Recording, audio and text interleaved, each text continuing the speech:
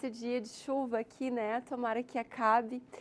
Bom, nós temos não muito tempo, eu e a Carol aqui, né? Em virtude do nosso atraso, eu vou tentar ser o mais objetiva com vocês. Meu nome é Mari, eu sou contadora, tenho um escritório contábil, a Unique Place, há 13 anos já que eu empreendo nessa área, né? E estamos, inclusive, cheios de desafios pela frente no escritório, com a reforma tributária. Eu vou trazer para vocês, dentro da atividade de vocês, eu vou tentar trazer uma forma mais simplificada e nem vou abranger o que estamos vivenciando agora, né, no nosso país, que é uma mudança assim, que eu nem esperava estar viva para ver acontecer. O nosso Código Tributário mudar assim, né, justamente os tributos do consumo. Mas enfim, não vamos falar muito sobre isso hoje, até porque para o que eu vou oferecer para vocês, a reforma tributária agora ela não é tão relevante. O que eu queria saber de vocês, assim, alguém aqui, se pudesse sinalizar para mim, já tem CNPJ, já tem MEI? MEI, tá. Empresas normais ou MEI? MEI, tá. Perfeito. Então, é bom saber porque para quem já tem, não sei se emite notas fiscais, se vocês estão habituados e tudo mais, né? Para os microempreendedores, então, uma mudança que a gente tem para o ano que vem e daqui a pouco para quem ainda não se legalizou, não se formalizou, está atuando como pessoa física, daqui a pouco, ao invés de abrir uma empresa normal, dependendo do valor do seu faturamento, em 2027 nós vamos ter finalmente um aumento no limite de faturamento para MEI, né? Então hoje o nosso limite que está defasado, ele é de 81 mil no ano, ou seja, limitado, bem-vindos. Ele é limitado a 6.750 por mês de notas fiscais. Então, daqui a pouco vocês fecham uma campanha muito legal, com um valor maior, vocês já precisam estar se desenquadrando de MEI, né? Deixa o pessoal chegar, fiquem à vontade. Pessoal,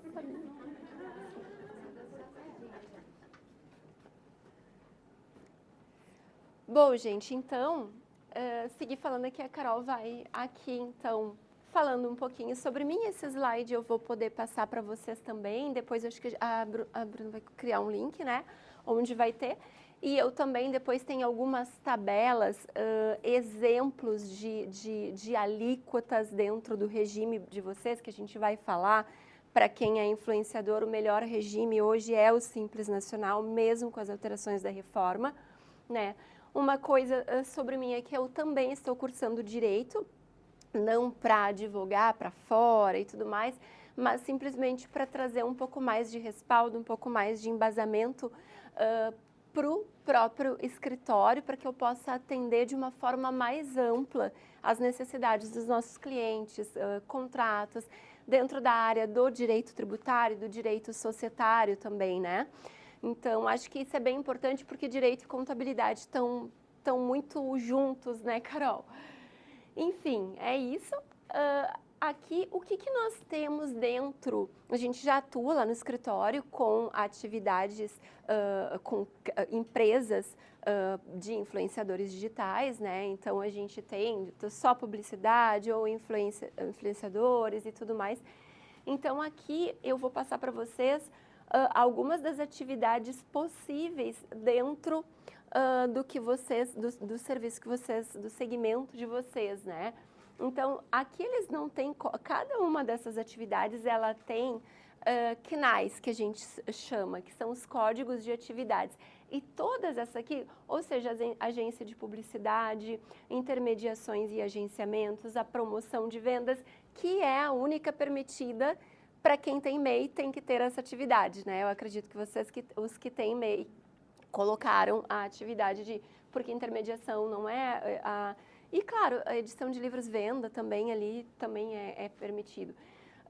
Treinamento e desenvolvimento profissional e consultoria também, trabalhos de consultoria que também a Bruna tem, né, na empresa dela. Pode passar, Carol. Então, assim, dentro dessas atividades, para quem tem uma empresa normal e nem MEI, não MEI, gente, porque o MEI ele não é obrigado ainda à contabilidade regular, né? O MEI ele não é nem obrigado a emitir nota fiscal, a não ser quando o cliente pede, tu vai firmar um contrato e vai ter que emitir uma nota fiscal lá todo mês. Mas fora isso, tu não precisa ter uma consultoria contábil, tu não precisa entregar declarações mensais, existe uma declaração anual que se entrega falando de todo o faturamento, né? Mas como a gente entende que o microempreendedor ele é realmente muito limitado, e tanto que ficou esse tempo todo em defasagem, esse aumento do limite, justamente porque o governo ele tenta fazer com que todo mundo, o mais rápido possível, se desenquadre para se tornar uma empresa normal e pagar mais impostos, né? Para frente? Ah, certo. Então, para uma empresa, hoje eu vou tratar de empresa já normal, fora MEI, tá, gente? Porque esperamos que todos aqueles que hoje atuam como MEI logo se desenquadrem, porque se desenquadrar significa aumento de faturamento, que é aquilo que a gente espera quando empreende, né? Então, dentro da área fiscal, o que nós temos? A obrigatoriedade de emissão de notas, que para quem não é MEI, inclusive a partir de 1º de agosto, altera, e o fisco ele vai, inclusive, a partir do dia 1º, nós vamos ter que destacar IBS e CBS, que são os novos tributos do consumo, né? E quem não obedecer às regras, né, pode ter problema, ter bloqueio na emissão das notas fiscais se não destacar esses tributos, né, para quem é já empresa normal. O MEI ele é um modelo de nota mais simplificado. Então, está obrigado a nota fiscal, a emissão das notas fiscais, o pagamento dos impostos e o envio de declarações, que nós, contadores, né, nós escritórios, a gente faz todo esse trabalho. Para alguns clientes que não emitem suas próprias notas, a gente também, dentro da consultoria, ajuda com isso, emite essas notas quando o cliente precisa, ou se depois o cliente quer emitir, a gente faz um treinamento, né?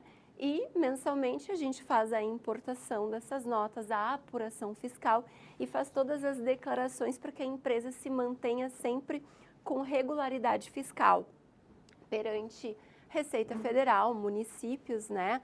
Estado, que não é o caso para vocês, não é muito o caso, a não ser que utilizasse ali a questão de também venda de e-books, edição de livros e tudo mais. Caso contrário, é só Receita Federal e município, né? Então, tudo isso nós temos dentro da parte fiscal, né? Pode passar, Carol. E aí, as obrigações contábeis, né? Toda empresa que constitui, ela tem um ato constitutivo, tem o seu contrato social, que é diferente do MEI, que tem só um certificado de microempreendedor, né? Então, ali a empresa vai ter um capital social, ela vai ter a obrigatoriedade de efetuar os lançamentos contábeis através de... toda empresa tem que ter a sua conta bancária, pessoa jurídica, enviar para o escritório contábil mensalmente os extratos, né, para que a gente faça a conciliação, os lançamentos nas contas contábeis corretas, né? Isso são coisas que depois a gente orienta cada empresa que a gente constitui ou que vai lá para o escritório já constituída, que migra para o nosso escritório, a gente faz uma RAI, que a gente chama, que é reunião de alinhamento inicial, onde a gente faz todas as orientações, né, verifica como é que a empresa está atuando, a gente sempre procura orientar que não utilize conta da empresa para suas contas pessoais, que não faça essa mistura. A Carol vai falar também sobre isso, né, muito na área financeira. E a gente acaba vendo isso de perto, né? Eu, inclusive, estava dizendo, olha, tem vários clientes que eu gostaria de encaminhar para a Carol, porque às vezes... E a gente sabe que, às vezes, a gente está na operação e é difícil realmente cuidar dessa parte financeira e contábil. A gente quer ir lá criar conteúdo, fazer o nosso trabalho, né, e tudo mais. Por isso que é bom ter, né, consultorias específicas para isso, né? Mas, então, dentro da contabilidade existem a escrituração contábil, que é aquilo que a gente faz a partir do momento que vocês nos enviam, que aí é a obrigação de vocês como clientes mandar para a gente os extratos. Hoje a gente tem mecanismos maravilhosos. Eu trabalho muito com a automação, a inteligência artificial está no escritório 90% implantada. Então, hoje a gente tem um Otimiza. Aí o cliente, ai, Mari, eu não posso estar te mandando meu extrato, eu estou cheia de coisa para fazer. Vai fazer uma integração ali, a gente vai importar de forma automática o extrato de cada cliente, sem ter acesso à conta nem nada. É só uma autorização para a gente importar. A gente não vai te incomodar, a gente só vai te perguntar, olha, tem esse pagamento aqui, tem esse recebimento, não sei o que foi, o que não consegui, não estava identificado. Então, o máximo é isso, né? E com isso, gente, nós vamos fornecer para vocês todas as demonstrações, que é o DRE, que é o demonstrativo de resultado do exercício, que a gente envia mensal também, o balancete, onde a gente vai estar mostrando para vocês qual que é a margem líquida de lucro de vocês, né? Claro que é importante que todas as despesas que vocês tenham, né, vocês mandem para a gente, efetuem pagamento através da própria conta, né? Por exemplo, vocês vão fecharam um contrato para uma campanha, vocês viajaram para Gramado, por exemplo, né, para fazer um evento lá. E vocês cobraram o cliente, tiveram um custo com o deslocamento de vocês tiveram um custo com alimentação, daqui a pouco com hospedagem. Tudo isso é despesa da empresa, tem que ser paga com a conta da empresa de vocês e vai ser lançada por nós lá contabilmente e a gente vai passar. Então, isso é muito bom para quem empreende, porque consegue analisar os seus resultados através de relatórios, né, fidedignos que a gente consegue entregar para vocês, onde vocês conseguem dizer, não, olha, minha margem está muito boa, não tá, tem alguma coisa que tem que melhorar, estou gastando muito em tal, né, então a gente faz ali com os percentuais e são relatórios assim que é muito legal de analisar com vocês. A gente faz também reuniões assim, sempre que necessário, que vocês estão em dúvidas com alguma coisa, semestral, além da questão do final de exercício, né? Que no ano seguinte nós enviamos daí balanço, o SPED, ECD, ECF, que são as declarações contábeis e fiscais que a Receita Federal tem lá. Então, antigamente, só se fazia lá, o contador fazia o balanço, assinava os livros, protocolava na junta. Agora não precisa mais, porque tu envia através do SPED. Bem-vinda, fica à vontade. Então, na parte contábil é basicamente isso, né? Claro, eu estou enchendo vocês de informação, mas depois, inclusive, gente, isso está lá nos slides, mas para todo mundo que está aqui, tá? E que depois vai ter lá um QR Code para escanear e me contatar no WhatsApp, todo mundo que precisar, que está participando desse evento hoje e precisar agendar um horário para tirar dúvidas mais específicas, eu vou estar fazendo isso sem custo algum para vocês, tá? Obrigações trabalhistas dentro do escritório contábil, então a gente cuida da parte de departamento fiscal, departamento contábil e departamento pessoal. O departamento pessoal, o que é? É a folha de pagamento. Ah, mas eu sou uma criadora de conteúdo, um criador de conteúdo e eu não vou ter funcionário. Certo, pode ter ou pode não ter, mas se não tiver, existe uma obrigação, gente, que é a nossa legislação previdenciária, ela obriga que toda empresa que tem faturamento se ela tem faturamento, nela tem o seu sócio que está lá trabalhando, né? Então, obrigatoriamente, esse sócio ele tem que ter pelo menos ele tem que ter o Prolabore que ele quiser, que a empresa que ele quiser retirar como salário. E aí é que está as brechas que a gente encontra para tentar ter a menor tributação, né? Porque pode me dizer, Mari, mas eu quero ter meu Prolabore de 10 mil.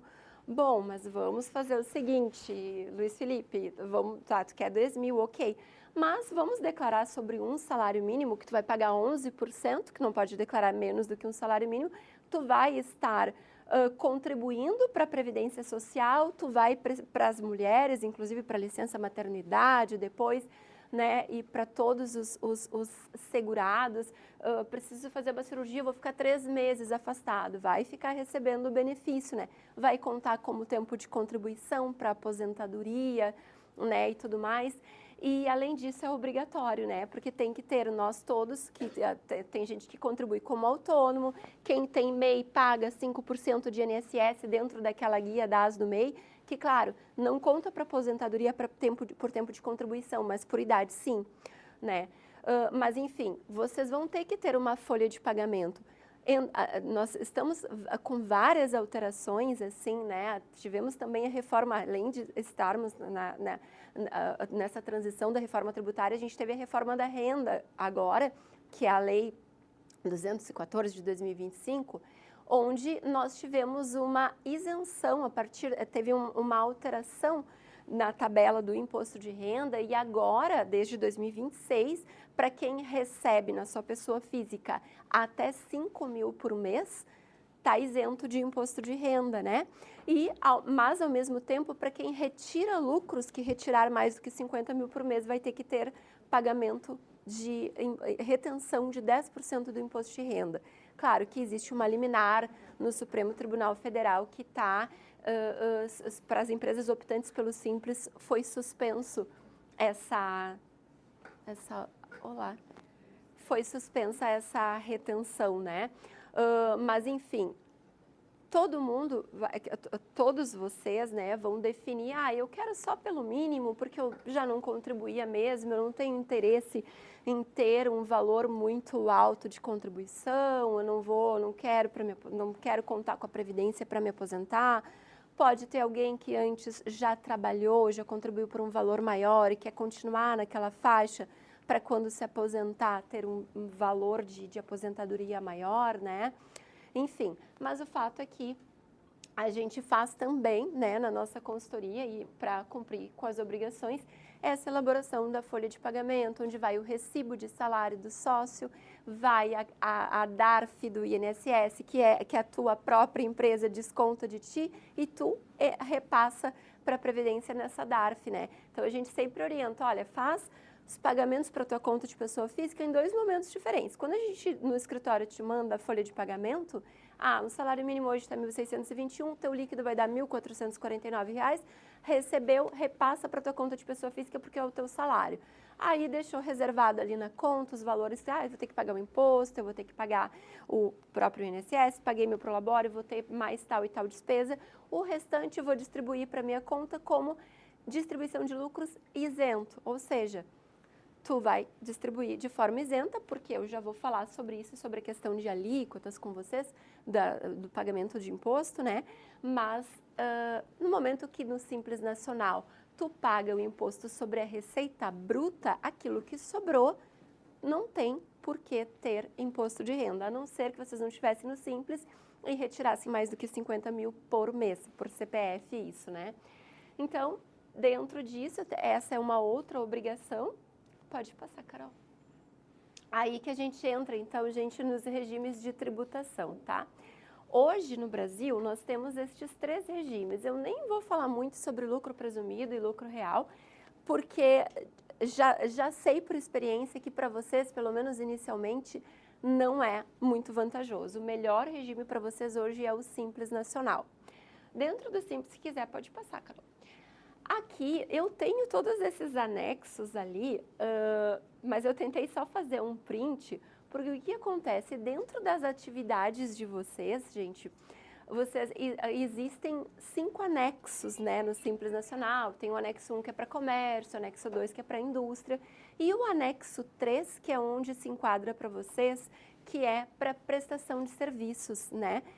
Claro, existem outros serviços de outros anexos, mas nas atividades de vocês é o anexo 3. Então, o que quer dizer isso? Que no anexo 3, na verdade, todos os anexos existem 6 faixas de receita, porque no Simples Nacional tu vai pagar o teu imposto, como eu disse para você, sobre a receita bruta.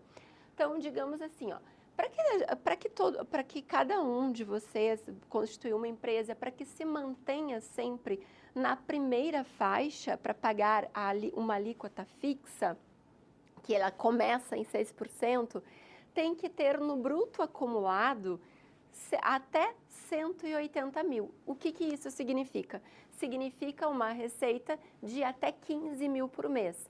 Quem emitir... eu registrei minha empresa, abri, ou quem é MEI e quiser em algum momento desenquadrar de MEI, né, para seguir como uma empresa normal, se faz uma transformação de natureza jurídica, né? Mas, enfim, constituiu a empresa, constituí agora em julho, e no próprio mês de julho eu emiti lá 10 mil de notas. Desses 10 mil, 6%, R$600, vocês vão estar pagando de imposto, que é o imposto são 6 impostos que estão dentro destes 6%. Nós temos a contribuição social, o PIS, a COFINS, o ISS, que é o Imposto sobre os Serviços, o CPP, que é a cota patronal previdenciária, porque nós também, além de nós como segurados termos que contribuir com o INSS, nós sustentamos a Previdência Social, que paga todos esses benefícios hoje no Brasil, né? E, além da CPP, nós temos também falei para vocês, contribuição social, imposto de renda, PIS, COFINS, CPP e ISS. São 6 tributos, né? O ISS, que é o que a gente paga para a prefeitura, né, imposto sobre os serviços, consome 40% desses 6%, ou seja, dos 6, 2% é só de ISS. Então, digamos que, mas, por exemplo, eu constituí empresa em julho e eu, fechei uma campanha e eu emiti no primeiro mês já 30 mil. O que vai acontecer? Não é porque tu recém-constituiu e tu não está dentro dos 180 ainda. No primeiro mês que tu emitiu ali as tuas notas fiscais, deu 30 mil, como a empresa não existia, ela não tem um histórico para trás de receita, né? A Receita Federal entende o seguinte, bom, o faturamento médio dele é o primeiro mês de faturamento. Então, vai pegar os 30, vai multiplicar por 12 e tu vai ficar em 360 mil. Então, no primeiro mês de faturamento, vocês já não ficam na primeira faixa, que é os 6%, vocês já vão para a segunda faixa, que é de 180 a 360. Depois, eu trouxe até a terceira faixa, que é essa aqui, que é até 700, de 360 até 720. Depois tem outras faixas, mas de início eu acho que essas 3 estariam de bom tamanho, assim, para a gente mostrar. Então, faturei 30, né? Às vezes isso não é legal, porque tu pensa assim, eu fechei esse contrato, 30 mil, e agora eu vou ficar quase um ano nessa segunda faixa e a minha alíquota não vai ser 6. Aí existe uma alíquota efetiva, porque a gente usa uma fórmula, que eu não vou explicar para vocês agora, porque é complexo, mas fica, em média, entre 7% e 7,5%. Na terceira faixa, vai para 8,5%, dependendo, né? Está perto dos 360 ou está perto dos 720, vai ficar até 10%. Então, eu sempre digo assim, e está começando agora, mesmo que tu saiba que tu vai estar lá naquela primeira faixa, sempre quando for fazer a tua precificação dos teus contratos e tudo mais, procura já, por garantia, sempre colocar em torno de 10% de imposto, porque, né, o que sobrar é lucro. E aí depois, mensalmente, a gente manda esses relatórios analíticos, quando a gente faz a apuração fiscal de vocês, a gente manda, e ele é um relatório que tem 5 páginas. Na última página, a gente está fechando, por exemplo, a apuração fiscal do mês de julho, a gente já vai estar passando para vocês qual que é a alíquota do mês seguinte, para vocês já saberem. Cheguei em agosto, minha alíquota em julho tinha sido 7,5%, agora eu estou em 8,2%. Então, tu já sabe, a gente sempre vai passando, justamente porque ela não é fixa, ela tem uma fórmula, tem parcelas a deduzir e tudo mais. Então, ela só é fixa quando está nessa primeira faixa, que é até 15 mil mês, está dentro de 180 mil o teu bruto acumulado, vai ser sempre aqueles 6%, né, gente?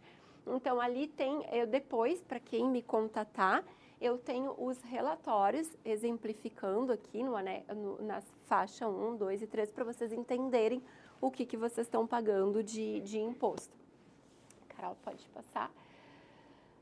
Uma outra questão que a gente faz aqui também, que é, a gente faz consultoria em contratos, né, não de uma forma tão intensa assim, porque eu estou fazendo direito, mas ainda não sou formada, né, embora a gente já trabalhe em parceria com muitos advogados que são clientes do escritório e nos contatam para isso, né. A gente também faz, gente, o BPO financeiro, que é diferente do trabalho da Carol. O que é o BPO financeiro? Às vezes tem empresas que, assim como vocês, que estão sempre, né, fazendo o que vocês precisam fazer, que é criar conteúdo, né, tá o tempo todo gerenciando a rede social de vocês, fechando contratos, né, e tudo mais. A gente tem um caso parecido com os de vocês lá no escritório. A gente tem em torno de umas 70 empresas médicas. E a gente tem muitos médicos e eles não têm, às vezes, consultório fixo, né? Eles, às vezes, atendem em hospitais, plantão, atendem em clínicas e tudo mais, estão aqui e ali e não tem secretária. E, claro, eles têm as contas a pagar, têm obrigações e tudo mais. Então, às vezes, a gente tem alguns que nos contratam para fazer o seu BPO financeiro. O que é o BPO financeiro? Eles nos contratam para que a gente faça o financeiro deles mesmo. Eles fazem lá, registram um usuário para um funcionário meu, né? Registram um usuário no banco, que não vai ter poder, acesso de fazer transferências, saques e tudo mais, os pagamentos, mas vai fazer os lançamentos lá do que ele tem de conta para pagar e vai dizer, olha, o doutor pode ir lá e autorizar as contas do dia de hoje estão aqui. Aí depois no outro dia vai lá, emite o extrato e tudo mais, verifica, tu não tem valor disponível, tu tem que baixar da aplicação, então a gente faz esse trabalho também, que não é uma consultoria financeira, é um trabalho que ajuda porque vocês estão ali com muitas coisas, tendo que gerenciar muita coisa dentro do segmento de vocês. É tipo, eu não quero pagar uma secretária, eu não quero ter uma funcionária, pagar encargos trabalhistas, férias, 13º. Então, eu contrato um serviço, um complemento do escritório e o escritório vai fazer esse trabalho para mim e eu vou me preocupar só em fazer as minhas coisas, né? Então, a gente faz isso também para quem precisa. Imposto de renda da pessoa física é uma coisa que a gente faz, que também é um período ali do ano, né, que a gente precisa fazer as declarações.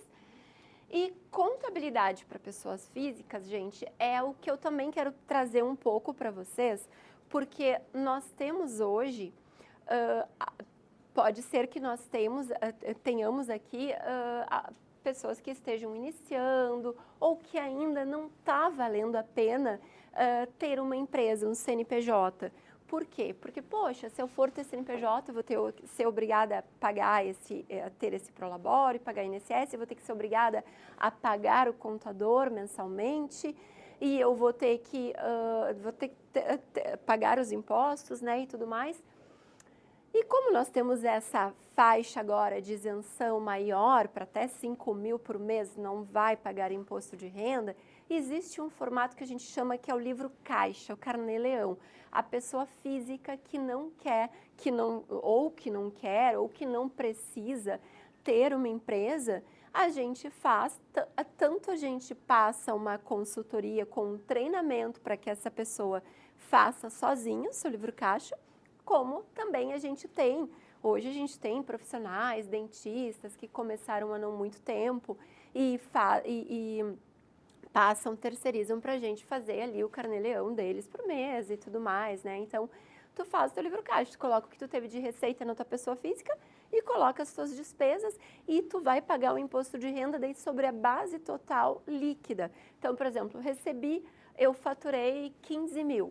E eu tive despesas de 5 mil, lancei no meu livro caixa, eu vou pagar imposto de renda sobre 10 mil. O que eu costumo dizer, gente? Para quem tem receita a partir de 7 mil por mês, já está valendo a pena ter a empresa, né? Para quem tiver ali dentro de até 5 mil mês, ainda dá para fazer como pessoa física. Uma coisa que a gente tem que cuidar muito, porque, de repente, vocês, principalmente os que não têm MEI também, não emitem nota, ainda não estão legalizados, vocês podem me dizer assim, Mari, mas eu não preciso emitir nota, o cliente me deposita ali, eu fiz contrato, mas deposita, mas não preciso de nota e tudo mais. Cuidem muito com isso, porque a gente tem uma declaração que é a e-financeira, tá? Que ela existia até o ano passado, ano retrasado, a Decred. Então, era mais preocupante para aquelas empresas e pessoas que tinham maquininha de cartão, porque era uma declaração onde as operadoras de cartão enviavam para a Receita Federal todas as operações com cartão de crédito, né? Hoje, não existe mais, ela foi descontinuada e a declaração que existe hoje é a e-financeira, onde todas as instituições bancárias, elas precisam, não só bancos, mas instituições de pagamento mesmo, PicPay, né, maquininha lá, Stone e tudo mais, elas são obrigadas a mandar de forma semestral para a Receita Federal tudo o que passou na conta das pessoas físicas e jurídicas. Vocês devem ter ouvido falar do monitoramento do Pix, aquele fake news que deu, que dizia, mas agora a gente vai receber Pix e vamos ter que pagar pelo Pix. Não, apenas todo mundo que no seu CPF recebe na sua conta de pessoa física mais do que 5 mil por mês, vai ser automaticamente monitorado pela Receita Federal.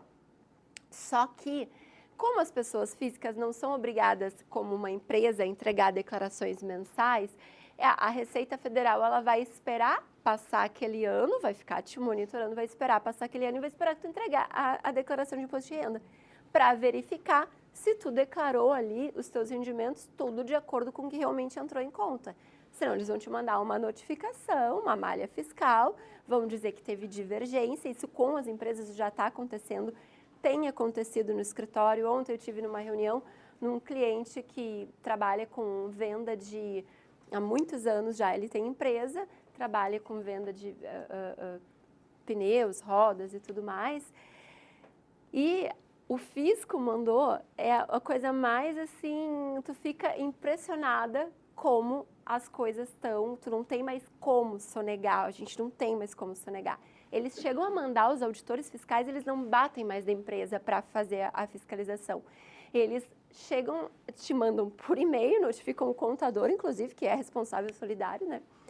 Por pelo menos verificar se o cliente, como é que o cliente está sonegando ou não. Eles chegam a fazer planilhas com colunas dizendo, na sua declaração consta a receita declarada de tanto. Porém, nas suas contas entrou tanto. Daí eles, Pix, cartão de débito, cartão de crédito, outras fontes. E aí coloca sua diferença é X. Esse cliente teve 1.300.000 de receita que ele não declarou. E agora, o que a Receita Federal, o que o fisco diz? Bom, você tem, a partir da ciência dessa notificação, um prazo de 20 dias para se autorregularizar de forma espontânea, para que não seja inserido em crime de sonegação fiscal e não tenha sobre o valor do débito, né, da diferença, mais 20% de multa. Aí você pode, então, se autorregularizar. O que é autorregularizar? Tá, eu concordo, realmente eu soneguei, mas vou aproveitar essa chance que vocês não vão me multar e vou retificar todas as minhas declarações e vou lançar a receita que tu está me dizendo que eu tive. Estou concordando contigo, que é o formato o melhor, porque tu tem como entrar com recurso também para dizer, não concordo, não foi isso aqui, não foi receita, isso aqui foi uma entrada de... Mas não tem como, né, gente? Porque são vários Pix, vários cartões, o cliente não tem como, e nem eu faria esse tipo de trabalho, porque eu posso perder o meu CRC se eu fizer algo que não é legal, né? Enfim, a gente vai lá, retifica tudo e vai lançar a diferença do imposto complementar lá, que dele vai ter que pagar acrescido de juros, tudo que a gente não paga, isso é uma coisa importante de vocês saberem, o que a gente não paga em dia dentro dos nossos tributos, ele vai ter, depois de 60 dias de atraso, ele vai ter 20% de multa, é 0,33 ao dia, mas a multa é limitada a 20%. Depois tem juros, que às vezes dobra o valor do principal, né? Tem cliente que o débito dele, ele devia lá 30 mil de tributo, deixou 2, 3 anos em atraso, hoje ele tem que pagar 160, 180 mil, porque o juro chega a dobrar, né? Triplicar o valor. Então, bem-vindos. Então, gente, a gente tem que cuidar muito isso, as notificações, e há 2 meses atrás, a Receita, eles... Oi? Pode falar. Eu fiquei com uma dúvida. Pode falar. falar. Se o teu cliente tivesse recebido em dinheiro em espécie? Dinheiro e espécie é que o dinheiro está acabando, né, gente? Está acabando. Mas tudo que eu digo, boa sorte para ti.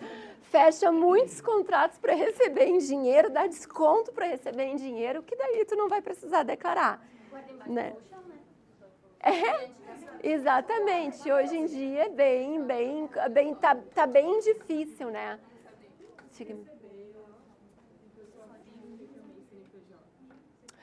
Então, tem que cuidar, tanto se for pessoa física e CNPJ, quanto o MEI.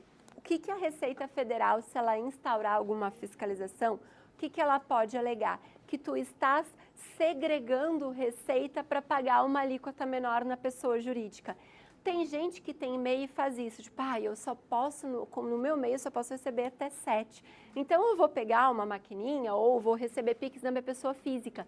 Só que se a tua atividade é sempre a mesma, se daqui a pouco outra coisa, outro erro comum é o mesmo cliente que às vezes paga na tua empresa, paga na tua pessoa física também, entende que tu está apenas separando porque tu não quer te desenquadrar. E isso também é crime de sonegação. Então, isso que tem que cuidar. O melhor é... com certeza. Com certeza, gente. Olha, isso é... A gente tem clientes que, hoje em dia, que a gente diz assim, a gente tem cliente ramo de motel, recebe muito dinheiro ainda, né? Principalmente porque é um lugar que as pessoas vão e muitos preferem pagar em dinheiro. Posto de gasolina, né? Enfim, muita gente, mas de resto, né? De resto é difícil. E para vocês que são prestadores de serviço, que não estão vendendo o produto, vocês vendem a imagem de vocês, né? Geralmente vai ser assim, por contrato, contratação, mesmo que não seja um contrato formal, né? O contrato é contrato, independente de tu assinar ou não algum documento. Mas, enfim, geralmente vão querer, às vezes, até porque vocês, muito na rede social, tu nem vê pessoa, né, ali, tu não vê pessoalmente para receber aquele valor, né?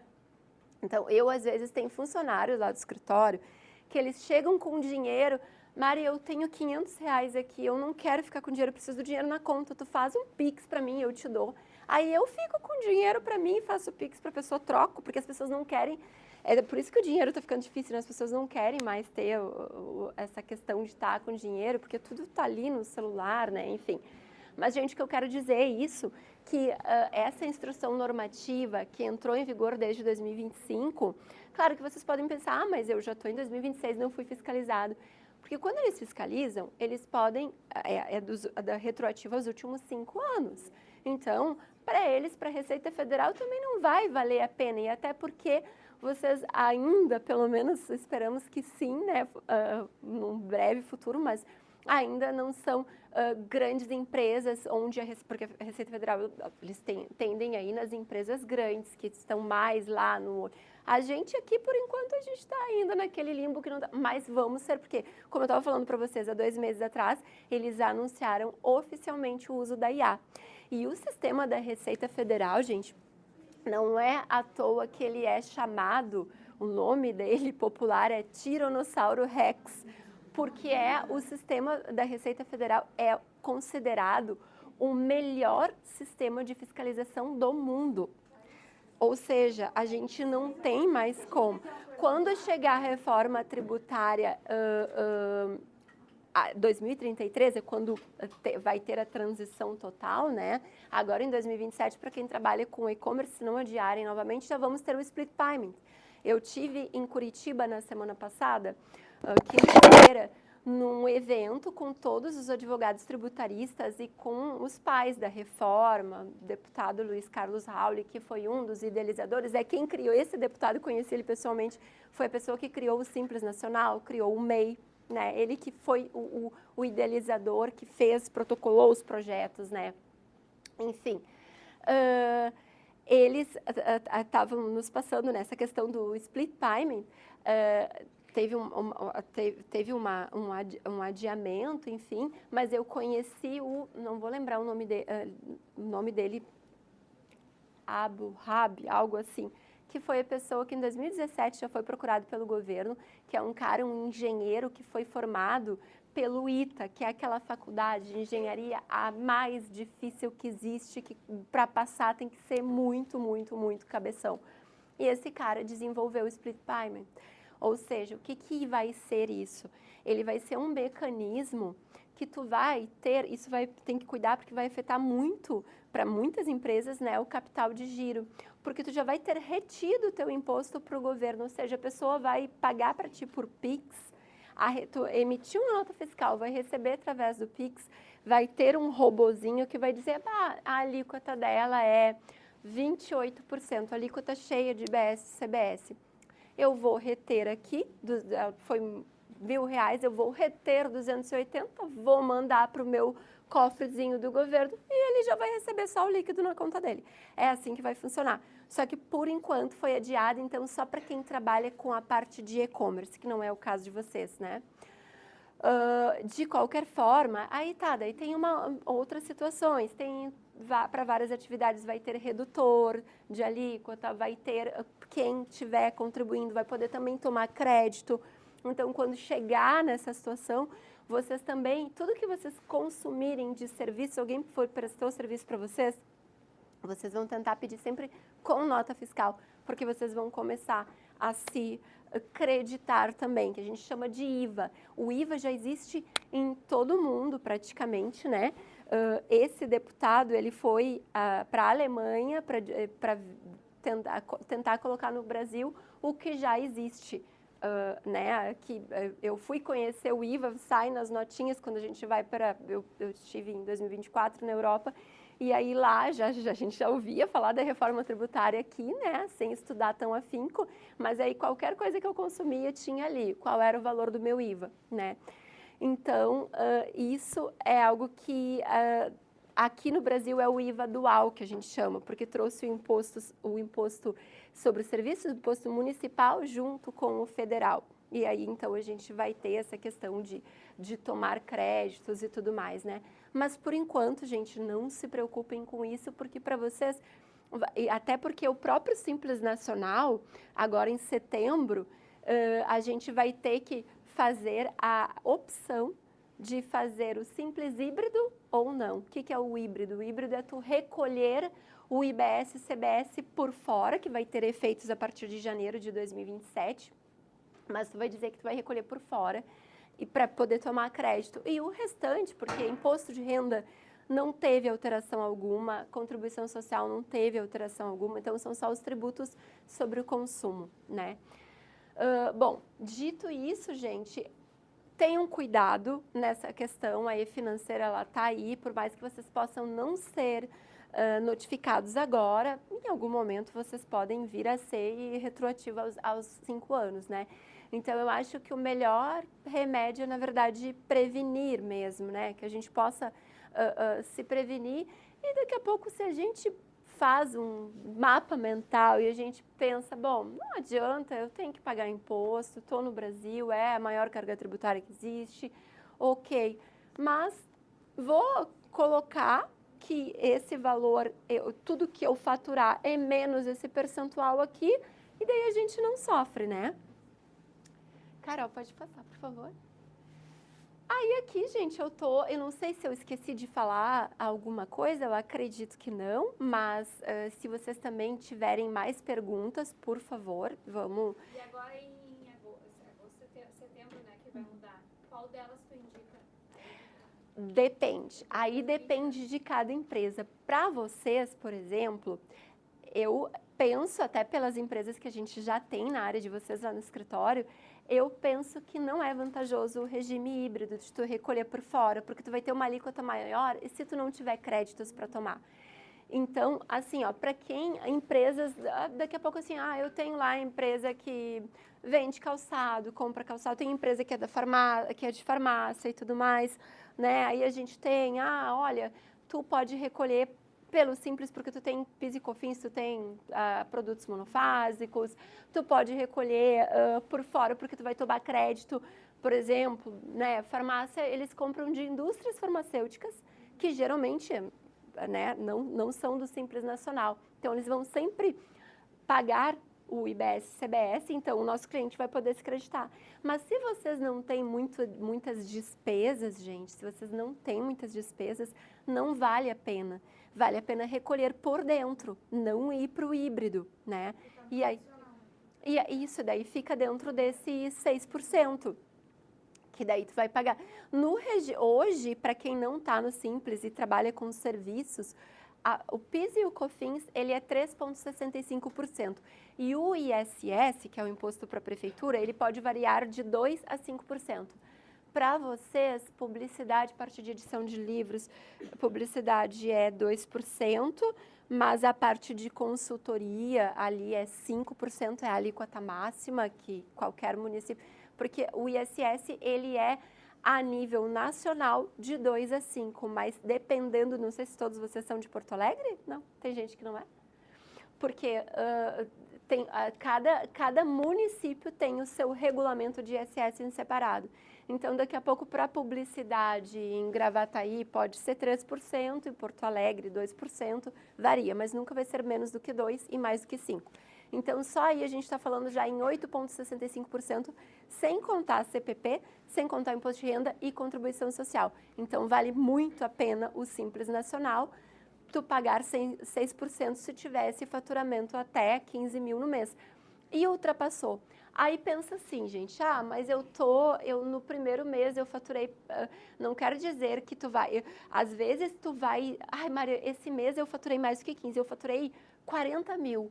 Agora eu vou passar, não, porque se a tua empresa já tem um histórico e nos meses anteriores tu faturou bem menos do que 15 mil, aí ela vai somar, vai fazer uma média, né?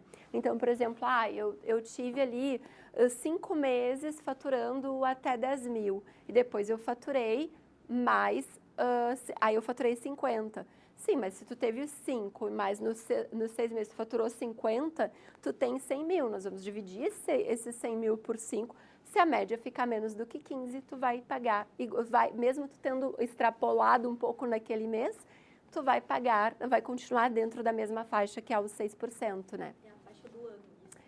Isso. E geralmente, isso acontece muito, dá uma pena, assim, porque a gente tem, por exemplo, a gente tem vários segmentos, né? Aí, por exemplo, advogado que está no Simples Nacional, está lá dentro do anexo 4. E aí eles têm contratos fixos ali com os seus clientes e tudo mais. Aí que nem esses dias chegou um cliente que é advogado, que é de Brasília, o doutor Homero Mari, recebi um precatório de 1.300.000 que eu já estava há anos para receber e vai entrar.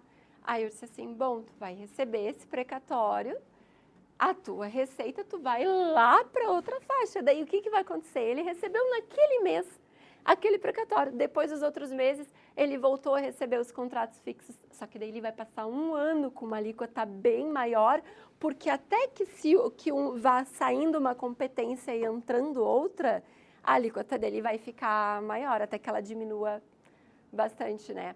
Mas ainda assim, muito melhor do que o lucro presumido, né?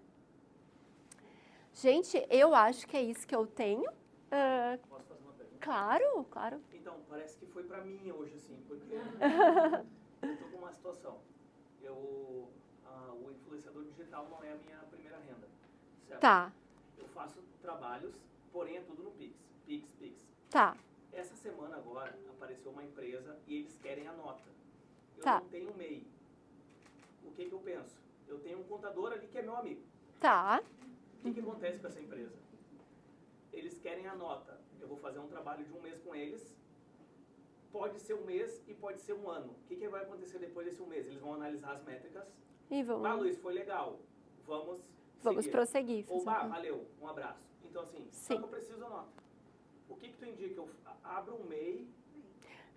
Quando tu vai, esse mês que tu vai prestar serviço, ele vai ser, essa nota fiscal vai ser acima, abaixo de 6.700. Tá, então vou te dizer, abre um MEI, Luiz, porque se porventura depois tu seguir e tudo mais, eu tiver outros trabalhos, aí dá para desenquadrar. E sempre quem tem MEI já está recebendo, gente, é bom porque às vezes a Receita Federal demora para desenquadrar, porque ela mesma pode fazer um ato administrativo lá de desenquadramento né, por verificação de receita. Só que quando a gente faz de forma espontânea, aí a gente está sendo o cidadão legal. Olha, eu passei, estou te avisando que eu ultrapassei e quero ser uma empresa normal. Então, assim, ó, para que tu não tenha custo, né, Só vou ter os 80, 90? 86, mensal, né? isso, porque daí tu vai estar contribuindo prestador de serviço, R$5 fixo de ISS, né, se tu colocar atividade de comércio mais R$1 fixo de ICMS e mais 5% sobre o salário mínimo, que dá esses 86. Então, eu te diria, vale a pena, não precisa, o MEI não precisa nem ter certificado para emitir nota fiscal, faz lá um código de acesso e tudo mais, e aí pode emitir lá pelo emissor nacional. Porque a atividade do MEI é promoção de vendas? Para MEI, Só essa dessas tem, né? atividades que eu passei aqui para vocês, isso, só promoção de vendas é que tu pode fazer para que fica equiparado ali a parte de influenciador, Tá bom. né? É isso aí. Obrigado. E já te deixo aqui, se precisar constituir o MEI, em função da nossa parceria com a NEIME, a gente faz essa constituição para ti sem custo algum, tá? E aí depois te passa as orientações também. Tá, gente? Oi? Pode falar.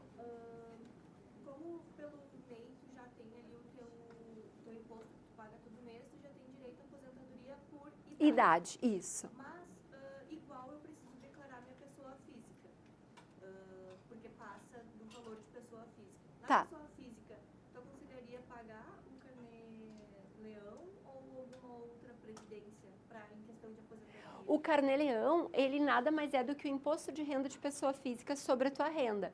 Só que para quem faz o carnê-leão, é como se tu fosse um autônomo, uma pessoa física autônoma. Também tu teria que fazer a contribuição para a Previdência, tá? Eu teria que pagar os dois, teria que pagar o do MEI É. e da pessoa física também. E daqui a pouco não é tão vantajoso para ti. Daqui a pouco valeria mais a pena tu desenquadrar de MEI e se tornar uma empresa normal e fazer tudo ali. Porque é como eu estava falando, que alguém me perguntou sobre essa questão, eu recebo um pouco na pessoa física e um pouco na pessoa jurídica, né? Numa fiscalização, é aquilo que eu falei, a Receita Federal pode entender que tu está segregando, dividindo a tua receita em 2 lugares para não ter que te desenquadrar, porque tu já ultrapassou. Isso aconteceu com a minha cabeleireira. Minha cabeleireira recebia um pouco na pessoa física, um pouco na pessoa jurídica. Mas depois, quando veio, eu transferi tudo para a pessoa física, já gastei tudo e daí... Tá, mas isso tudo certo. Tu recebeu na pessoa jurídica e passou para física. É a tua retirada de lucros, digamos assim, né? Mas tu ficar recebendo ali nas 2 fontes, numa fiscalização, tu vai dizer, mas o que é? Porque uma coisa, existe uma questão que é diferente daí, tem gente que tem um MEI, que tem a sua atividade de MEI, mas que trabalha também como CLT numa empresa. Tem gente que pode ser um influenciador e ainda ter um vínculo empregatício normal, né? Ele vai receber na pessoa física o seu salário e aí no seu CNPJ ele vai ter a oferir as suas receitas da sua outra atividade, daí são atividades diferentes. Agora, o problema é quando tu está exercendo a mesma atividade e recebendo em fontes diferentes para não ultrapassar o limite de faturamento, né? Mas, por exemplo, aqui a gente usou esse exemplo de, recebi na minha conta jurídica, mas eu já passei para minha conta física e acabei gastando dinheiro. Não, aí tudo bem. É mais importante, talvez, usar realmente, passar para a conta física ou fazer alguns pagamentos pela conta jurídica? A mesma regra do que tu ter uma empresa normal. Tem despesa que é para te exercer a tua atividade de influencer, tu vai ter tuas despesas ali, paga pela empresa, pela conta da empresa e depois, não tenho mais nenhuma despesa, vou transferir para minha pessoa física. Aí tu tá enviando para tua pessoa física o lucro oferido pela tua própria empresa. Mas isso eu faço porque eu tenho costume. Eu recebo tudo, todos os meus contratos são pela pessoa jurídica, só que eu sou MEI ainda. Tá. Eu passo tudo para física e não faço nenhum pagamento pela jurídica. Eu faço tudo da física. Não tem nenhum problema por isso. Não, problema não tem, mas tu tem despesas no MEI para contabilizar? Muito poucas. Muito poucas. Contando as coisas que eu compro para trabalho, eu pago tudo. Não, mas quanto a isso não tem problema. O problema só que eu vejo é tu tá recebendo de pessoas, é como eu usei esse exemplo da minha cabeleireira. Ela, ai, Mário, fui desenquadrada. Ela recebia um pouco na pessoa física dela, dos clientes, e um pouco no CNPJ. Aí somou ali, porque ela recebe. Agora, tu recebendo na pessoa jurídica, mandando para tua conta de pessoa física, tá tudo certo. Porque o MEI, ele é praticamente uma pessoa física com CNPJ, ele é um microempreendedor, né? Então, não tem tanto problema. Em relação a isso, tá bem tranquilo. Gente, eu agradeço a atenção de vocês. Ah, fala, Carol. É jurídico, tá? Não é de advogado. Tá. Ninguém perguntou aqui, mas acontece muito no marketing de influência. Pagamentos em 70, 90 dias. Tá. Emite a nota e só vai pagar em 90 dias. Tá. Como é que elas podem fazer para não ter que pagar o imposto na data de emissão da nota? Eu falo para quem tenha contratado da NEM emitir a nota somente quando recebe.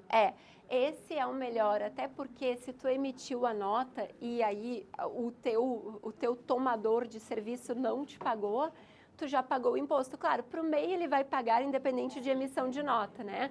Mas o ideal seria emitir quando recebe. Mas é que no mercado, não, e dependendo de onde tu presta o serviço, né? Às vezes eles exigem que tu emita um mês antes a nota para receber. 90, 120 dias tá horrível. Sim. Umas coisas assim absurdas acontecendo, Sim. sabe? O que acontece, aí isso tem como justificar, no caso de fiscalização, por exemplo, quando o cliente, a única coisa ruim é que tu tem que fazer um processo lá, porque o MEI, se ele não faz contabilidade regular, não é obrigatório, mas é opcional, tá, gente? Quem tem MEI e quiser ter a contabilidade, pode ter.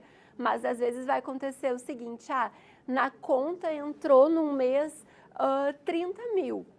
Desenquadrei. Mas não, isso aqui, na verdade, são de notas que eu emiti. Aí tu vai dizer, olha aqui, tem uma nota emitida no dia 10 de julho que não entrou na minha conta, viu? Então, isso que entrou lá em agosto somou com o faturamento de uma nota que eu emiti no próprio mês de agosto e tem uma nota de julho também, e daí somou.